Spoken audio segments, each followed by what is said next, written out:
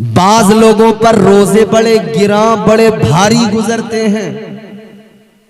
रोजा रखवा दो, अल्लाह अल्लाह करके रोजा रख लेंगे और दोपहर आते आते इनकी हालत खराब हो जाती। रोजा तो रख लिया मगर दोपहर आते आते हालत खराब। और बाज तो ऐसे दोपहर आते आते कहने लगते हैं आज का दिन बस पूरा हो जाए, कल से अल्लाह माफ फरमाए। रखते हैं रोजे आप लोग? रखते हैं ना? फर्ज है, रखा करें। वरना हमने तो देखा है मुसलमान कहलाने वाले, टोपियां सरों पे सजाने वाले, जुमे के दिन पक्के नमाजी बनने वाले, रमजान के आलम में रमजान के दिनों में रोजे के वक्त में रास्तों पे खड़े होकर बीड़ियों में दम लगाते हैं, रास्तों पे खड़े होकर सिगरेटें नोश करते हैं। अलल ऐलान ढीठ बन गए, इतने बड़े ढीठ बन गए। अलल ऐलान शरीयत का मजाक, चोरी और सीना जोरी जिसको कहते हैं। कितने ऐसे जो रोजा ही नहीं रखते और कितने ऐसे जो रखते हैं मगर दो चार रखेंगे, फिर दो चार दिन का ब्रेक लेंगे, आराम लेंगे, फिर रखेंगे दो। ये डग्गा मारी वाले, दो रख लिए फिर छुट्टी, तीन रख लिए फिर छुट्टी। रमजान के रोजे 30 दिन के पूरे महीने के रोजे फर्ज हैं। इसमें डग्गा मारी कुछ नहीं होती है कि चंद रख लिए चंद छोड़ दिए। याद रखना मेरे अजीजों, रोजा रखना फर्ज भी है और सवाब भी इतना बड़ा। इबादत इतनी आला, इतनी अफजल। नमाज बंदा पढ़े नजर आता है, दिखाई देता है, सबको पता लगता है। मस्जिद में जाएगा, घर से निकलेगा, रास्ते में जाएगा, सब देखेंगे जा रहा है। मस्जिद के दरवाजे से अंदर गया, सबने देखा। मस्जिद में पहुंचा, वुजू किया, सबने देखा। जब नमाज की नीयत की हाथ बांध के खड़ा हो गया, सबने देखा। फिर ये रुकू सजदे कर रहा था, इसकी सब पर नजर, इस पर सबकी नजर पड़ी।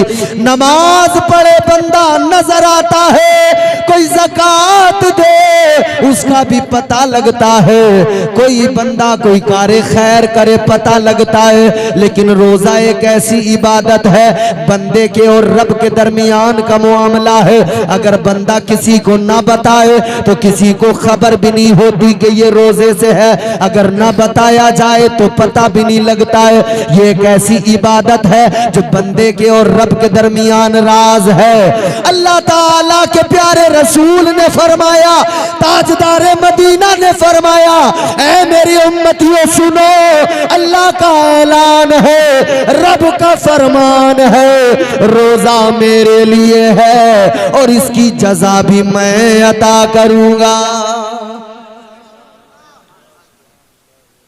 मगर एक सहाबी आका की बारगाह में आए और आकर अर्ज करने लगे, या रसूल अल्लाह, ऐ ताजदारे मदीना, रोजा तो रखा था मगर तोड़ लिया, अपनी किस्मत को फोड़ लिया, मैंने रोजा तोड़ लिया। आका ने फरमाया, तोड़ लिया तो अब कफारा है। कहा हुजूर क्या कफारा है? फरमाया 60 रोजे, एक रोजे के बदले कितने? एक रोजे के बदले, एक रोजे के बदले 60 रोजे। हुजूर की बारगाह में जब आया, हुजूर ने फरमाया कफारा यह है, एक रोजे के बदले 60 रोजे रखने होंगे। थोड़ी आवाज बढ़ा दो, अच्छा है। 60 रोजे। कहने लगा हुजूर, एक में हालत खराब हुई तभी तो तोड़ लिया, 60 कैसे रखूंगा? एक में हालत खराब हुई थी आका, तोड़ लिया मैंने बीच में। 60 रखने की ताकत कहां मुझ में, कमजोर आदमी, हुजूर नहीं रख पाऊंगा, कमजोर हूं। आका ने फरमाया 60 रोजे नहीं रख सकता तो एक काम कर ले, 60 मिस्कीनों को खाना खिला दे। एक सूरत ये कहने लगा, हुजूर खुदा की कसम मुझसे बड़ा मिस्कीन कोई नहीं है। या अल्लाह, मिस्कीनों को खाना कैसे खिलाऊं मैं आका, मैं तो खुद बड़ा मिस्कीन हूं। आका ने फरमाया, एक काम कर, गुलाम आजाद कर दे। कहने लगा, या रसूल अल्लाह, गुलाम कैसे आजाद करूं, मैं तो खुद गुलाम हूं। तीन सूरतें हैं, मिस्कीनों को खाना खिलाओ, या फिर 60 रोजे रखो, या फिर गुलाम आजाद करना। तीन ही गुंजाइशें हैं।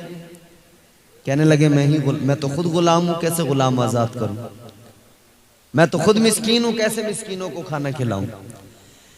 तुम्हारे मेरे आका बा इख्तियार ताजदारे मदीना को अल्लाह ने इख्तियारात अता फरमाए।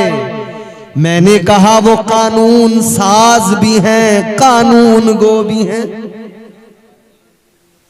जब चाहे कानून में तब्दीली फरमा दे, जब चाहे कानून में तरमीम कर दे, ये फकत ताजदारे मदीना को इजाजत है। तो हुजूर बाइख्तियार है, तो आका ने ये नहीं फरमाया कि अब तेरा कोई कुछ नहीं हो सकता, तू गुनाहगार है, अब चला जा। नहीं, मौलाना अशफाक साहब के पास कोई मसला मालूम करने आए, इतना ही कहेंगे ये तीन ही सूरतें हैं, इसके अलावा चौथी सूरत कोई नहीं निकाल सकते, मना कर देंगे, वापस भेज देंगे। वक्त का बड़े से बड़ा मौलवी यही जवाब देगा, मगर वो बारगाह अल्लाह के महबूब की बारगाह है, ताजदारे मदीना की बारगाह है।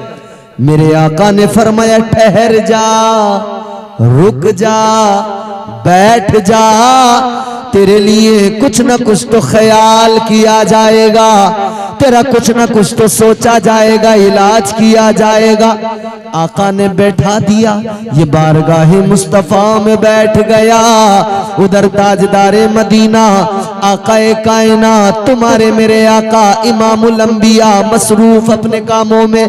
थोड़ा वक्त गुजरा, एक शख्स आका की बारगाह में आया, सर पे खजूरों का टोकरा लेके आया, अर्ज करने लगा, या रसूल अल्लाह, है ताजदारे मदीना, ये खजूरें हैं, आपकी बारगाह में लेकर आया हूँ, आका कबूल फरमा लीजिए। या रसूल अल्लाह, तोहफा है, कबूल कर लीजिए। ताजदारे मदीना ने फरमाया, रखो। अब उसको बुलाया, इधर आ। वो इंसान बैठा है, आका ने फरमाया, इधर आ गया। या रसूल अल्लाह, हाजिर हूं। आका ने फरमाया, आ जा, ये खजूरें उठा ले, लेकर जा, गिन कर चुन चुन कर 60 मिस्कीनों को खिला दे, तेरा कफारा हो जाएगा, अल्लाह भी तेरे गुनाह को मुआफ फरमा देगा। इसने वो खजूरों का टोकरा देखा और देखने के बाद में आका की बारगाह में सर झुका के अर्ज करने लगा, कहने लगा, या रसूल अल्लाह, है ताजदारे मदीना, इस शहर के अंदर मुझसे और मेरे बच्चों से बढ़कर मिस्कीन कोई नहीं, आका मुझसे मेरे बच्चों से बढ़कर मिस्कीन कोई नहीं। या रसूल अल्लाह, मैं तो खुद फाकों में गुजारता हूँ। इतना सुना है, ताजदारे मदीना मुस्कुराए, आका के लम्हाए मुबारक पे तबस्सुम आया। आका ने मुस्कुरा के फरमाया, अच्छा तू सबसे बड़ा मिस्कीन है। आका ने फरमाया, एक काम कर, ये खजूरों का टोकरा उठा ले, घर पे लेकर चला जा, खुद खा ले, अपने बच्चों को खिला दे, तेरा कफारा अदा हो जाएगा। आका कानून साज है, ये अजमत किसी को मिली नहीं, उनके जैसा कोई कौनैन में आया ही नहीं। आया कोई ऐसा? उनके जैसा कोई कौनैन में आया ही नहीं। आता भी कैसे जब अल्लाह ने बनाया ही नहीं। वाह वाह, सुभान अल्लाह सुभान अल्लाह। ऐसा कोई महबूब हुआ है न कहीं है, बैठा है चटाई पे मगर अर्श नशी है। जब चाहे कानून बदल दे, जब चाहे निजाम बदल दे। अब सुनो जरा आगे बढ़ो, निजाम कुदरत है, रात को सितारे चमकते हैं, निजाम कुदरत है। चांद की चांदनी होती है, निजाम कुदरत है। सूरज की रोशनी दिन में होती है, निजाम कुदरत है। सूरज पूरब से निकलता है, पश्चिम में डूब जाता है, निजाम कुदरत है। कानून खुदा है कि नहीं? पूरब से सूरज निकला, पश्चिम में जाकर डूब गया।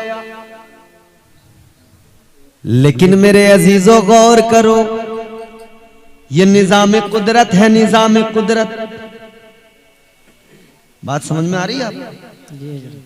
लतीफे चुटकुले तो नहीं सुनना चाहते? बता दो, क्योंकि भाई मेरा काम तो लतीफे चुटकुले सुनाने का है नहीं। वो अलग बात है कि कहीं कोई ऐसी बात आ जाए ज़िम्नन जिस पर आप मुस्कुरा जाएं, वो अलग बात है। लेकिन मैं माफ करना कोई कॉमेडियन तो हूं नहीं, और ये जलसा इसलिए तो होता नहीं है। बाज लोगों ने ख्याल किया था, सोचा था कि जलसों में कॉमेडी होनी चाहिए।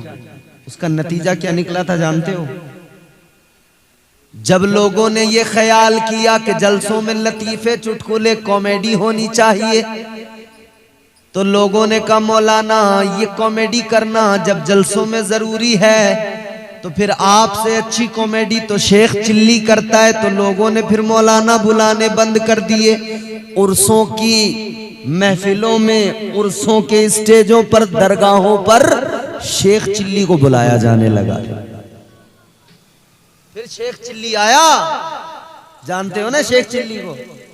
उसने कॉमेडी की उर्सों में। क्यों? क्योंकि जब कौम को कुरान समझ में ना आए, कुरान पसंद ना आए, तब फिर यही हाल होता है, बेड़ा गर्क हो जाता है। आज हमारी कौम की हालत ये, कुरान सुनाओ समझ में नहीं आता, आका का फरमान सुनाओ समझ में नहीं आता, और लतीफों में बड़े उछल उछल के दाद देते हैं, बड़े मस्त मगन हो के सुनते हैं। बर्बाद हो गई कौम, मगर अजीब तमाशा है, अपनी बर्बादियों पर खुद हंसते नजर आ रहे हैं। यानी इतना बेवकूफ को दुनिया में देखा आपने, अपनी बर्बादी पे हंसता हो। जब हमने कुरान सुनना बंद कर दिया, कुरान पढ़ना बंद कर दिया, तो फिर हुकूमतों ने भी कहा कि तुम कुरान पढ़ते नहीं, सुनते नहीं, तो फिर क्या जरूरत है मदरसों की? जब तुम्हें कुरान से कोई लगाव नहीं, दिलचस्पी नहीं, तो हुकूमत कहने लगी मदरसे बंद कर दो। चंद एक फिरकावारियत जहन में रखने वाले लोग आए, हाई कोर्ट में पटिशन डाल दी। इलाहाबाद हाई कोर्ट के अंदर मामला अभी भी चल रहा है, और प्लानिंग ये है कि सारे यूपी के मदरसे बंद हों। अगर अब भी अक्ल नहीं आई तो सिवाय बर्बादी के कुछ नहीं हाथ आएगा। मंसूबा बनाया जा रहा है मदरसों को बंद कर दिया जाए, और ये काम भी बड़े खूबसूरत तरीके से करने का प्लान है। वही पुराना वाला फॉर्मूला है, काम हो जाएगा और कह दिया जाएगा हमने तो कुछ नहीं किया, ये तो कोर्ट का फैसला है। जानते हो ना? जब धोखे दे देकर कोर्ट से अपने हक में फैसले कराए जाने लगे, तो बाबरी क्या, तेरे मोहल्ले की मस्जिद बचाना भी मुश्किल हो जाएगा। एक दो मदरसों की बात नहीं, पूरे यूपी के अंदर एक बाज़ाब्ता प्लानिंग से कि पूरे यूपी के मदरसों को बंद कर दिया जाए। फिलहाल सुनवाई हो रही है हाई कोर्ट के अंदर, बहस चल रही है इस पर। और क्या है वहां पे कह रहे हैं जो लखनऊ मदरसा बोर्ड है ना, लखनऊ बोर्ड मदरसा बोर्ड, कह रहे हैं इस बोर्ड को ही खत्म कर दो सिरे से। और प्लानिंग क्या है, 16 साल तक के बच्चों को कोई तालीम नहीं दी जाएगी। 15 या 16 साल की उम्र तक कह रहे हैं कि उसे न कुरान पढ़ाया जाएगा, न ईमान, न इस्लाम, कुछ नहीं। कह रहे हैं उसे सिर्फ और सिर्फ इतनी उम्र तक एक ही तालीम दी जाएगी, वो कॉमन तालीम होगी, स्कूल की तालीम, उसके अलावा कोई दूसरी तालीम नहीं दी जाएगी। तो पता लगा जब पैदा होने से लेकर 14-15 साल तक तेरे मेरे बच्चे को बिस्मिल्लाह की बेबी नहीं सिखाई जाएगी, अलिफ तक नहीं सिखाया जाएगा, उसे कुछ नहीं सिखाया जाएगा, तो फिर वो क्या बनेगा, फिर वो कुछ नहीं बनेगा। वो ना इधर का रहेगा ना इधर का रहेगा, क्योंकि जो एजुकेशन इतना महंगा है कि गरीब का बच्चा हासिल नहीं कर सकता, वो गरीब का बच्चा ना हाफिज बनेगा, ना कारी बनेगा, ना मौलवी बनेगा, ना वो कोई डॉक्टर इंजीनियर बन सकता है, वो जाहिल का जाहिल रह जाएगा। यही तो प्लानिंग है, ये फिरौनी प्लानिंग है। फिरौन जब बादशाह बना उसने सबसे पहले मदरसों में ताले लगाए थे, मदरसों को बंद किया था। क्यों? क्योंकि जब कौम जाहिल हो जाती है तो जो कहो वही मान लेती है। फिरौन ने जाहिल बनाया था पहले, फिर कहा था मैं तुम्हारा खुदा हूं। और एक बात और बता दूं, पूरा वही चल रहा है।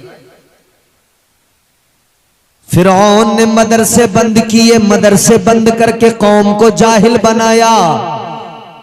तो जब एक नस्ल पूरी पढ़ने लिखने से मफलूज रह गई, जाहिल रह गई, तो उस नस्ल को फिर उसने चावल भी दिए, गेहूं भी दिए खाने के लिए। जैसे अब 5-5 किलो मिलते हैं ना राशन पे, समझ रहे?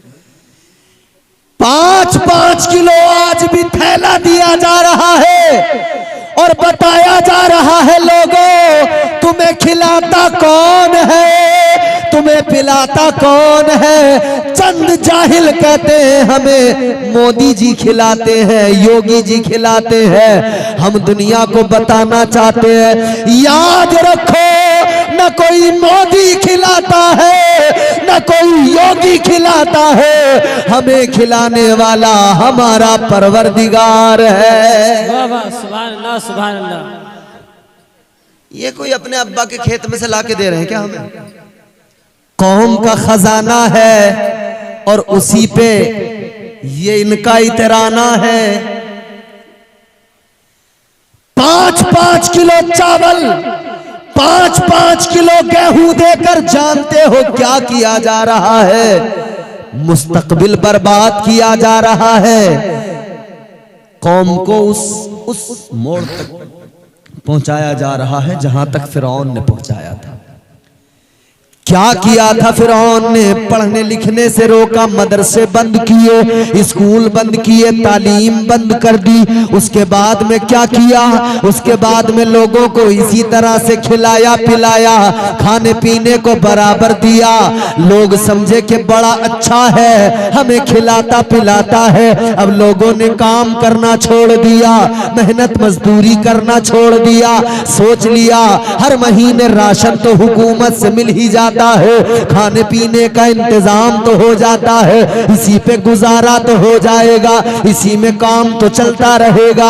आज भी वही हो रहा है। पहले मदरसे बंद करने की प्लानिंग, फिर 5-5 किलो राशन के ये राशन देते रहो, फिर उसके बाद में ये जाहिल भी रह जाएंगे। और जब 5-5 किलो खाते रहेंगे तो जो इनसे कहा जाएगा वही मानेंगे, जो इनसे कहा जाएगा ये 2 वक्त की रोटी को तरक्की समझ लेंगे, 2 वक्त पेट भर जाए उसी को ये विकास समझेंगे, उसी को तरक्की समझेंगे। ऐ लोगों, जब फिरौन ने खिलाया पिलाया तो फिर बाद में कहा ऐ लोगों बताओ तुम्हें खिलाता कौन है? उन्होंने कहा तू खिलाता है। कहा पिलाता कौन है? कहा तू पिलाता है। तो कहने लगा मैं तुम्हारा रब हूँ, मैं तुम्हारा परवरदिगार हूँ, मैं तुम्हें खिलाता पिलाता हूँ। कहने लगा जब मैं तुम्हें खिलाता पिलाता हूँ, मैं तुम्हारा रब हूँ, तो मुझे सजदा करो।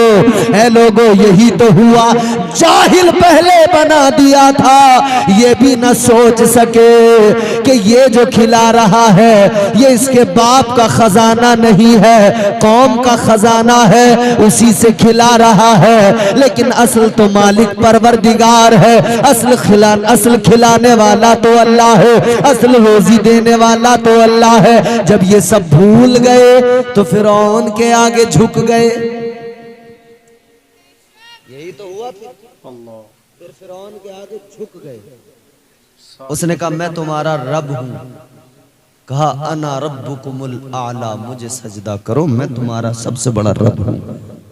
तो सजदा किया ना जाहिलों ने। याद रखना आज भी वही फिरौनी काम हो रहा है, वही रविश है, वही तरीका है। हुक्मरान चाहते हैं हम फिरौन बन जाए, जो कहे कौम उसको आंख बंद करके मान ले, जो बताएं उसी को सच समझ ले कौम। और हो भी रहा है।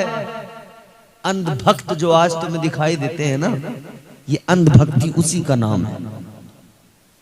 ये जो गली गली महल्ले महल्ले चौराहे चौराहे अंधभक्त खड़े हैं ना, अब अंधभक्त भी अलग अलग किस्मों के हैं। हर रूप में मिलेगा अंधभक्त। टोपी पहने हुए भी मिलेगा, साफा बांधे हुए भी मिलेगा, हर रूप में मिलेगा। वो तुम्हें हर जगह मिलेगा और वो तुम्हें बताएगा कि अब जो दौर है वो बड़ा अच्छा है, बड़ा तरक्की वाला दौर है। और बताएगा मुसलमानों तुम भी तरफदार बन जाओ। कभी वो राम मंदिर के इनॉग्रेशन के अंदर बैठेगा कुर्सी पे और मीडिया फोकस करके दिखाएगा, देखो यहाँ तो ये बड़े हजरत आ गए, ये अल्लामा साहब आ गए। तो कौम के कुछ लोग समझेंगे जब मौलाना साहब आ गए इसका मतलब यही काम दुरुस्त हो रहा है, यही काम सही हो रहा है। ऐसे ऐसे जाहिल, ऐसे ऐसे बिकाऊ मौलवी आएंगे, ऐसे ऐसे कौम के दलाल आएंगे जो आकर तुम्हें बताएंगे कि अब जो कुछ हो रहा है वो दुरुस्त हो रहा है। मैंने अभी आते आते एक वीडियो देखा सोशल मीडिया पर, एक टोपी पहने हुए दलाल था, वो कह रहा था राम मंदिर के लिए मुसलमान तो हमेशा से राजी था, मुसलमान तो चाहता था मस्जिद टूट जाए मंदिर बन जाए। कह रहा है कि ये तो पॉलिटिकल पार्टीज थी जिन्होंने बनने नहीं दिया, मस्जिद को पूरी तरह मिसमार नहीं होने दिया। ऐसे ऐसे दल्ले दलाल तुम्हारे मेरे सामने है। याद रखना हम मुसलमान तो इतना जानते हैं, हमारी मस्जिद को गिराया गया, हमारी मस्जिद को ढहाया गया, हम तो इतना जानते हैं बाबरी मस्जिद कल भी जिंदा थी, आज भी जिंदा है और सुबह कयामत तक जिंदा रहेगी। सुभान अल्लाह, वाह वाह, सुभान अल्लाह, वाह वाह। तो लोगों कहां ले जाया जा रहा है जानते हो? आप कह रहे हैं मदरसे बंद करके ना इन्हें बिल्कुल जाहिल बना दिया, मगर हम भी बताना चाहते हैं, दुनिया को पैगाम देना चाहते हैं। और ये मेरी बात यहीं आप जितने बैठे हो यहीं नहीं रह जाएगी, ये आगे जाएगी, दूर तक जाएगी। सोशल मीडिया के जरिए बात दूर तक जाएगी। तो मैं पैगाम दे रहा हूं, जहां तक जाए जो भी सुने। मदरसों को गिराने वालों, मदरसों पे बुलडोजर चलाने वालों, चाहे हल्द्वानी के मदरसे पे बुलडोजर चलाया जाए, चाहे मुल्क के किसी भी मदरसे पे बुलडोजर चलाया जाए, मगर हमारा पैगाम सुन लो। तुम जितना चाहो मदरसों की इमारतें गिरा लो, जितना चाहो बुलडोजर चला लो, मगर मदरसों को खत्म नहीं कर सकते हो, मदरसों को मिटा नहीं सकते हो। इसलिए कि याद रखना, मदरसा किसी इमारत का मोहताज नहीं होता है, मदरसा किसी इमारत का मोहताज नहीं होता है, और किसी इमारत का नाम मदरसा नहीं होता है। याद रखना, मदरसा कभी किसी इमारत का मोहताज नहीं होता। तुम बिल्डिंग गिरा दोगे, समझते हो मदरसा खत्म हो जाएगा, मगर ये उलमा जो यहाँ मौजूद है, खुदा की कसम हमारी सोच का नाम मदरसा है, हमारी फिक्र का नाम मदरसा है, हमारे पाकीज़ा ख्याल का नाम मदरसा है। हम जिधर से गुजरेंगे तुम एक इमारत गिरा दो, 10 इमारतें गिरा दो, मगर याद रखना देखना हम रास्ते से गुजरेंगे, जब कुरान सुनाएंगे उस रास्ते को भी मदरसा बना देंगे। सुभान अल्लाह सुभान अल्लाह सुभान अल्लाह सुभान अल्लाह, वाह वाह वाह।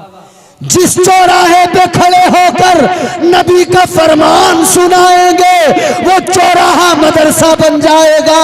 जिस चौराहे पर अल्लाह का कलाम पढ़ देंगे वो दोराहा मदरसा बन जाएगा। हम अपने खेत में बैठकर कुरान पढ़ेंगे वो खेत भी मदरसा बन जाएगा। हम अपने घर में अपने बच्चों को अल्लाह और उसके रसूल का पैगाम सुना देंगे वो हमारा घर मदरसा बन जाएगा। हमारी राहें मदरसा बन जाएंगी। हम जहां खड़े होंगे वो जगह मदरसा बन जाएगी। इसलिए कि हम मुकम्मल अपने वजूद को, हम मुकम्मल अपनी फिक्र को, हम मुकम्मल अपने ख्याल को, हम मुकम्मल अपने वजूद को मुस्तफ़ा जाने रहमत ताजदारे मदीना की फिक्र और तालीम मुस्तफ़ा में ऐसा ढाल लेंगे हम जिधर से जाएंगे हम खुद चलता फिरता मदरसा बन जाएंगे। नारे तकबीर, नारे रिसालत, नारे रिसालत, नौबहार कायनात कॉन्फ्रेंस, नारे तकबीर, नारे रिसालत। सुभान अल्लाह सुभान अल्लाह। ये बात तो बिल्कुल अटल है, फाइनल। मगर इसके साथ दूसरी बात सुनो। सिर्फ इतना ही सुनकर जज्बाती होने की जरूरत नहीं है। अब ये नहीं सोचना कि इम्तियाज बरकाती ने कह दिया कि हम हैं तो चलते फिरते मदरसे, तो अब मदरसे बंद हो जाएं या ना हो हमें क्या फर्क पड़ता है, बेफिक्र हो जाएं। नहीं, ये तो हम उनको बता रहे हैं जो मदरसों के दुश्मन हैं। मगर अब हमारी जिम्मेदारी क्या है? हमारी जिम्मेदारी ये है हम कुरान की तालीम को आम करें। हमारी जिम्मेदारी ये है हम अपने बच्चों को कुरान सिखाएं।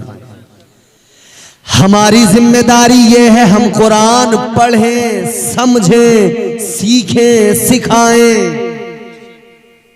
अपनी महफिलों में लतीफे नहीं कुरान को सुने। अपने घर के अंदर दुनिया की बातें नहीं कुरान की बातें करें। अपने मकान के अंदर दुनिया की बातें नहीं कुरान की बातें करें। हम जिधर से जाएं कुरान पढ़ते पढ़ाते जाएं, जिधर से जाएं कुरान सुनते सुनाते जाएं। याद रखना मेरे अजीजों, ज़िमनन बात चल पड़ी है।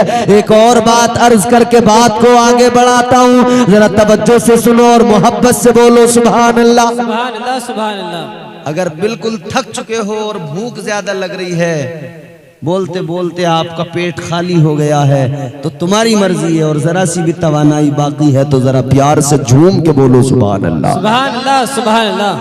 ताजदारे मदीना के गुलामों, जरा मेरी बात तवज्जो से सुनना। क्या है कुरान? आज कुरान सुनने को दिल नहीं करता। नौजवान तबका ये हाथ में बड़े बड़े मोबाइल।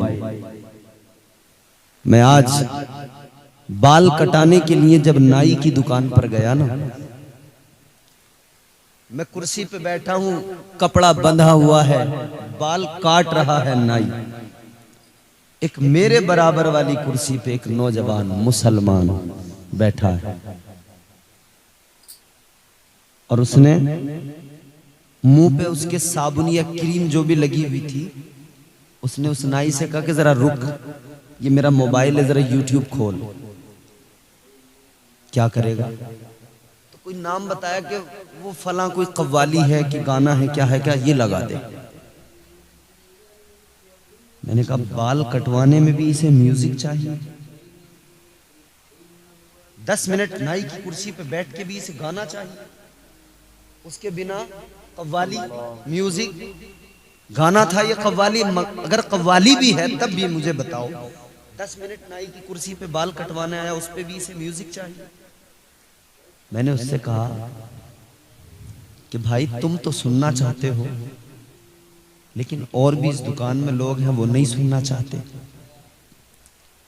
कह रहा नहीं नहीं, बहुत अच्छी कव्वाली सुनाऊंगा, आप भी सुनने लगोगे।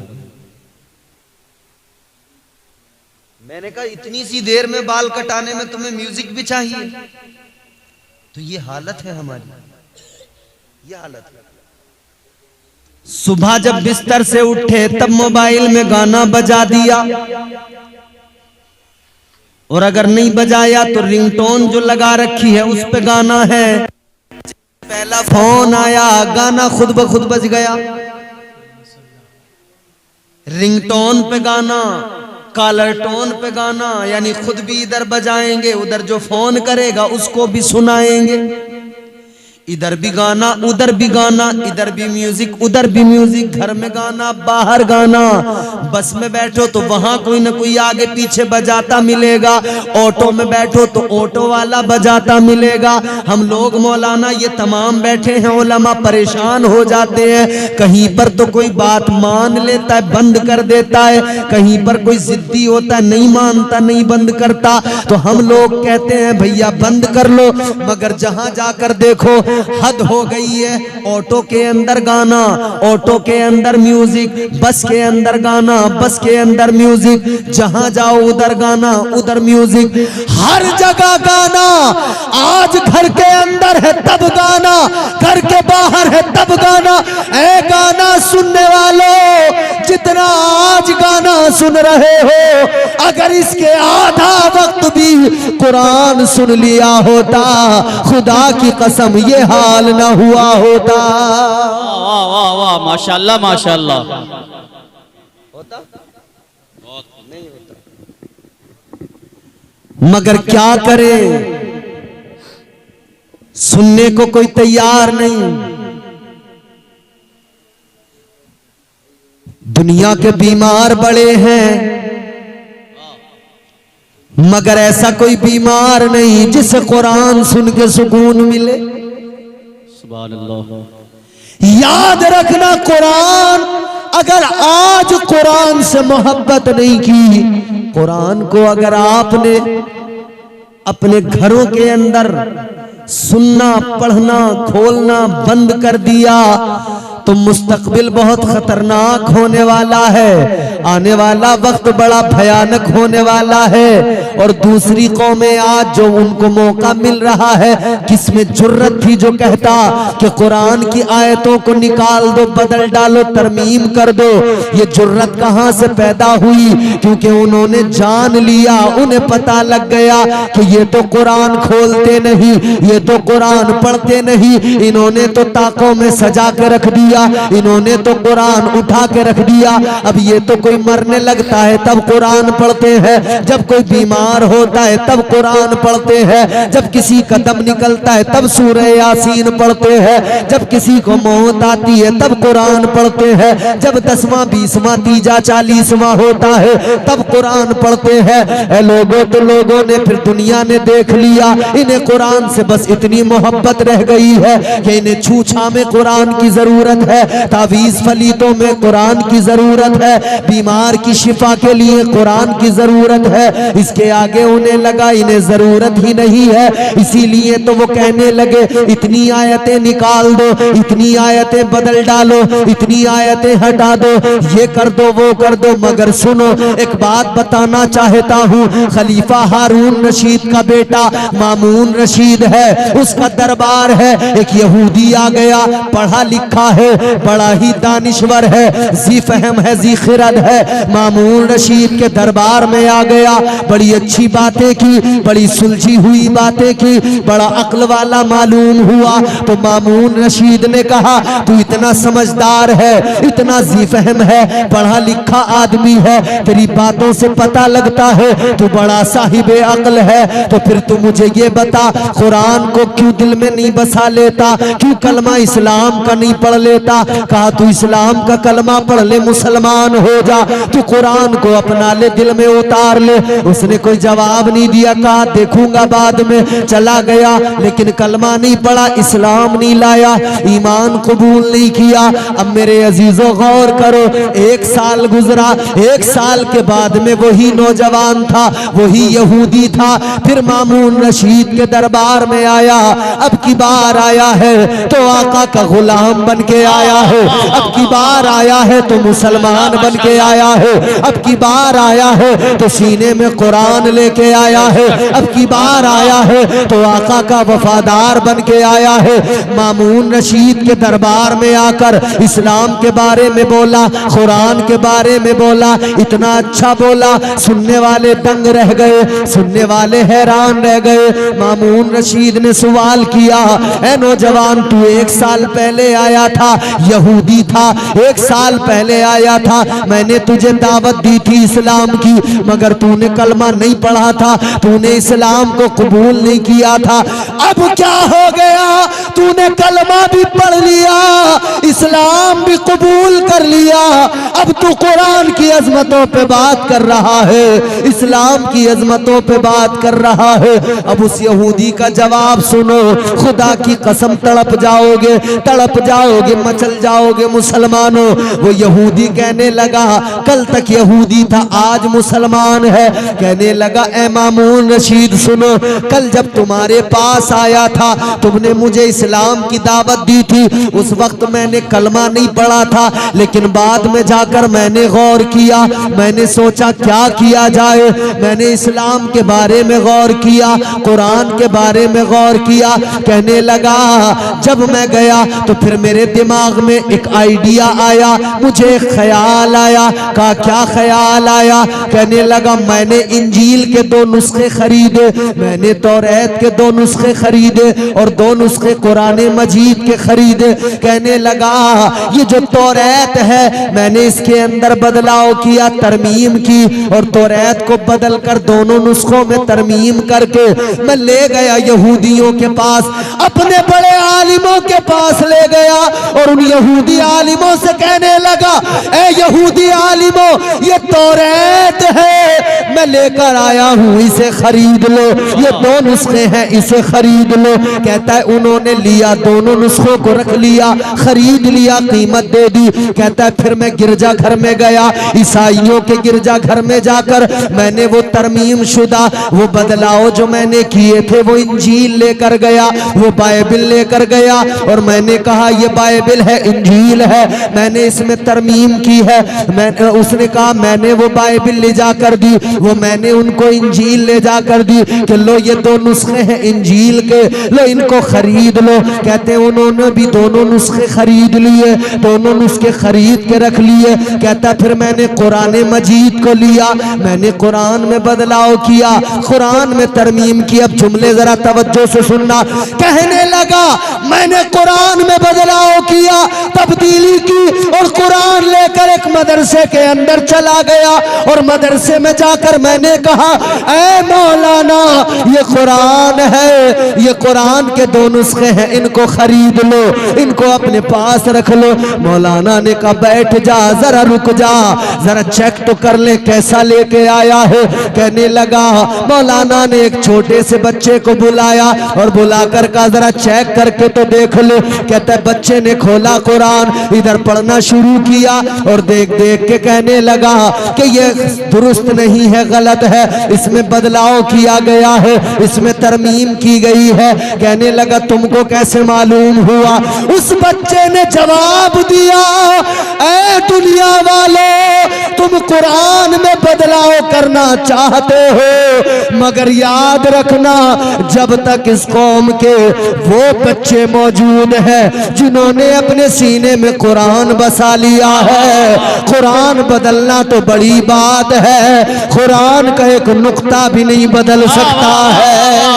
नारे तकबीर, नारे रिसालत, मसलके आला हजरत, अज़मते कुरान।